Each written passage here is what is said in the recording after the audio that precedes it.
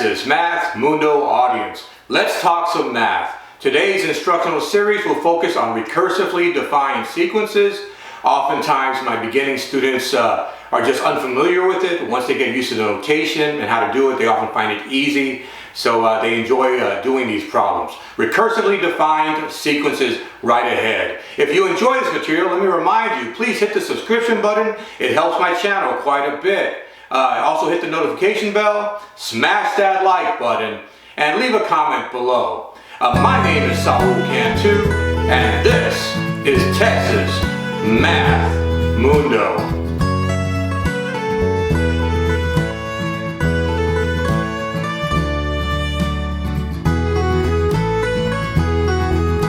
All right, Texas Math Mundo audience. We have ourselves some recursively defined sequences today. The first one is problem number 27 from the year 2021 UIL A release. Now on recursively defined sequences, many of my students often find this easy after they get familiar with the notation. Oftentimes it's the first time in UIL competition is the first time they're exposed to this, and so the first time they're kind of taken aback. But once they get used to it, they find these problems a little bit on the easier side. All right, so in recursively defined sequences, you have a sequence. I think at one time I looked up the definition of sequence. It's a ordered list of numbers or objects. I think a one-to-one correspondence with your integers, something like that. But for our purposes, let's take a look. They give you the first few numbers. They give you A1 is 2. They give you A2. See, the second element of the sequence is -1. They give you A3 is -3. And they ask you to find A6 over here, the sixth term of that sequence. So I'm going to go ahead and show you how to do it by hand. And also I'm going to show you a very unique, cool trick on the TI Inspire, how to perform these. So they tell you how to obtain each subsequent element of the sequence, or member of the sequence, in terms of the previous terms.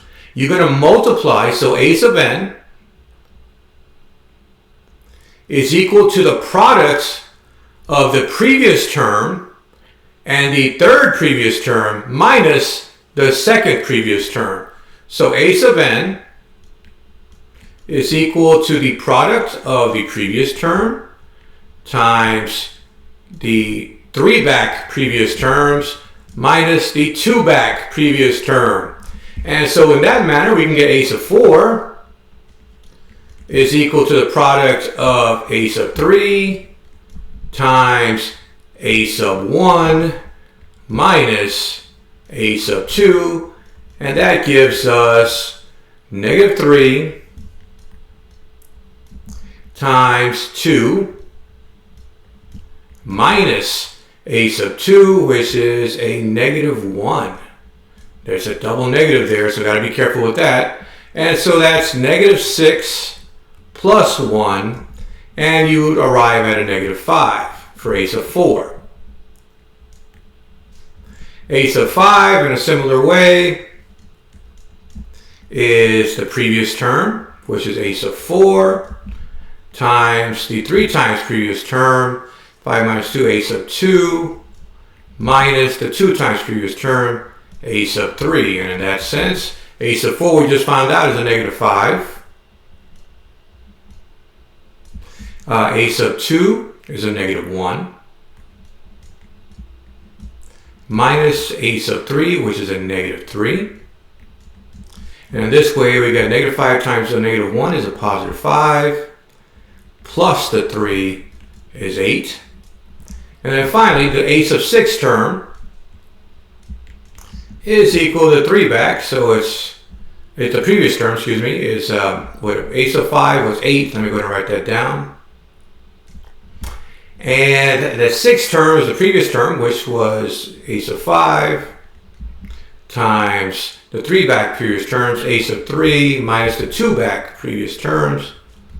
And we get A sub 5, which is 8, times A sub 3, which is -3, minus A sub 4, which is a -5.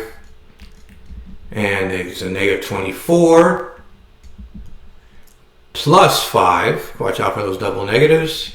And I get an answer of negative 19. And your answer is B. Very nice, B.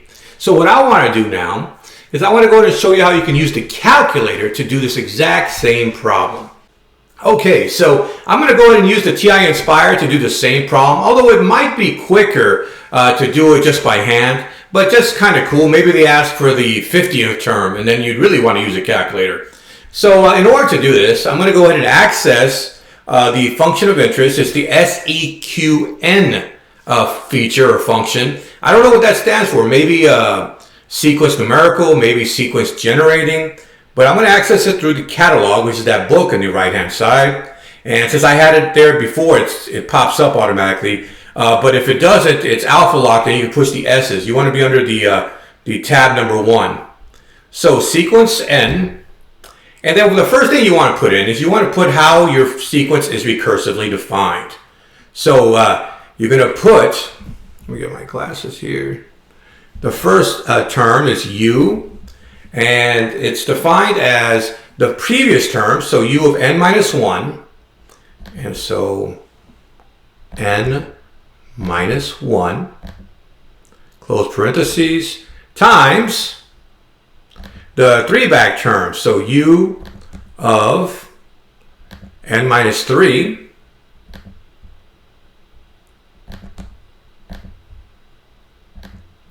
minus the 2 back terms, so U of n minus 2.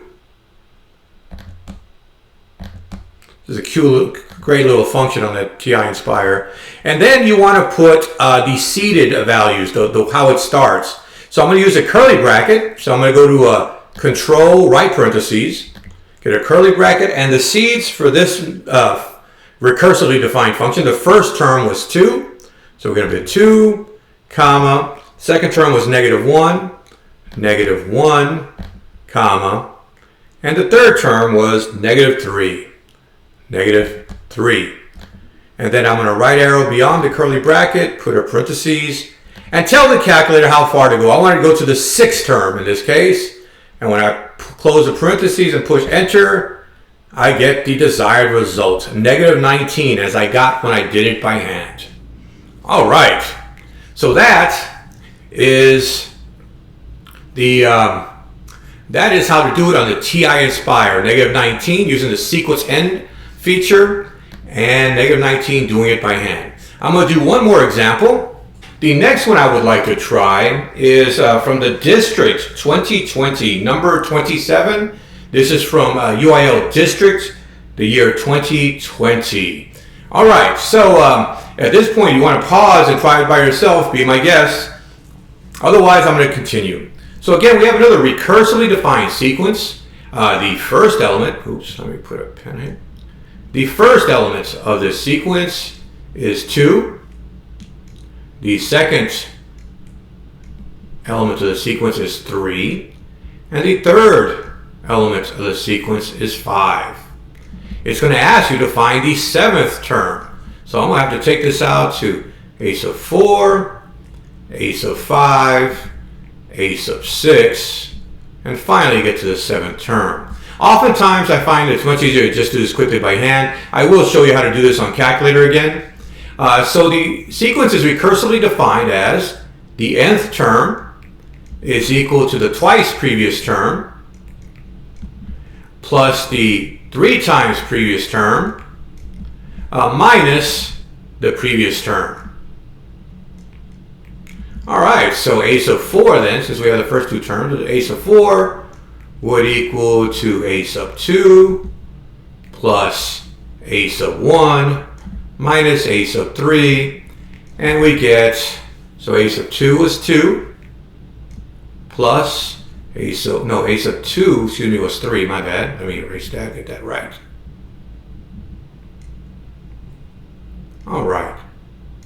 So a sub 2 is 3 plus a sub 1, which was 2, minus a sub 3, which is 5, and I end up with 3 plus 2 is 5 minus 5 is 0. Okay, a sub 5 is going to equal to a sub 3 plus a sub 2 minus a sub 4. So that was the twice previous was a sub 3. First of all, a sub 4 ended up being 0. Let me write that down. So a sub 3 was 5. And a sub 2 is so plus 3. And minus the previous one, which is 0. And I end up with 5 plus 3, that's 8. And a sub 5 is 8. Alright, 2 more to go and we'll have the answer here. A sub 6 is equal to the twice previous one, which is a sub 4, plus the 3 times previous one, which is a sub 3, minus the previous one, which is a sub 5, and a sub 4 being 0, plus a sub 3, which is 5, minus the previous term, which is 8. So I get 5 minus 8, that's a negative 3. And finally, to get to the 7th term, that is equal to the 2 previous terms, so it's a sub 5, plus the 3rd previous term, which is 7 minus 3, a sub 4, minus the previous term, which is a sub 6. And so we get a sub 5 being 8, plus a sub 4 being 0, minus 8, minus the previous term was a sub 6, was a minus 3. That's a double negative, so 8 plus 3, that's 11. And my answer ends up being 11. Alright, so that's how it goes. Recursively defined sequences. Let me go ahead and take a moment and show you how this can be done on the TI Inspire as an added review. So when I pull up my Inspire, alright, so once you've pulled up the sequence end function, remember the first step is to tell the calculator how your sequence is recursively defined. So the way ours was recursively defined is you take the twice previous term, so you take u of n minus 2, and we're going to have n minus 2, the twice previous term, and then we're going to add the 3 times previous term, so add, where's that add button? The u of n minus 3,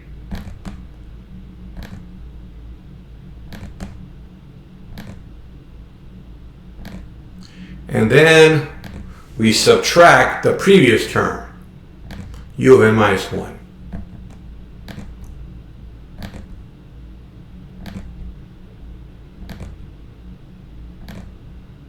All right, the next step is to give it its seed. Where did it start? What were the initial entries? And remember, you got to put that in curly brackets. So I'm going to go control right parentheses.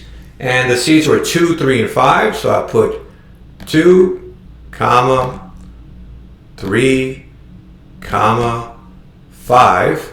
And then I'm going to right arrow. And how far do I want this recursively defined sequence to go? I believe that was entry number 7 for our problem. And then I push enter. And again, we got 11 as our answer. And that should be very similar because we got 11 when we did it by hand. All right, so I hope you enjoyed that. Recursively defined sequences by hand is usually much faster, but just in case you want to check yourself or you got some time to kill, which is very unlikely during the math contest, I showed you how to use the Inspire. Just a quick note, also the HP Prime has a nice sequence function I've used before. I like the Inspire, it's a one line. I think the Prime, you have to get into the app and use it there, but I kind of like that Prime app also. Okay, I hope you enjoyed it. Farewell. All right, I hope you enjoyed the discussion. Recursively defined sequences.